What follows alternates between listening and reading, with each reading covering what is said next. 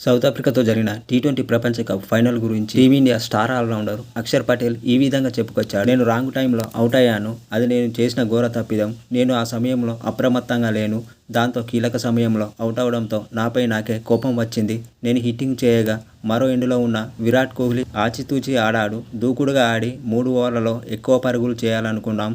ఈ క్రమంలోనే వికెట్ కోల్పోయా అని చెప్పుకొచ్చాడు.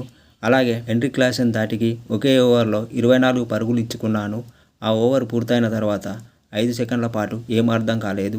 దాంతో ఎంతో నిరుత్సాహానికి గురయ్యాను. ఈ మ్యాచ్లో ఓటమి ఖాయం అనుకున్నాం. కానీ తిరిగి పుంజుకుంటామని నా అంతరాత్మ చెప్పింది. అప్పుడు రోహిత్ శర్మ నా దగ్గరికి వచ్చి నా భుజం తట్టాడు. బాగా బౌలింగ్ చేశావని మెచ్చుకున్నాడు. ఆందోళన చెందాల్సిన పని లేదని, ఇంకా మ్యాచ్ ముగియలేదని చెప్పాడు. మామూలు ద్వైపాక్షిక సిరీస్లా ఈ హిట్టింగ్కు మేం నిరాశ చెందలేదు. మ్యాచ్పై ఆశలు వదులుకుంటాం. కానీ మేం ఫైనల్లో అలా చేయలేదు. ఓటమిని అంగీకరించడానికి సిద్ధపడలేదు. మ్యాచ్ను ఆఖరి ఓవర్ వరకు తీసుకెళ్లాలని భావించాం అని అక్షర్ పటేల్ చెప్పుకొచ్చాడు.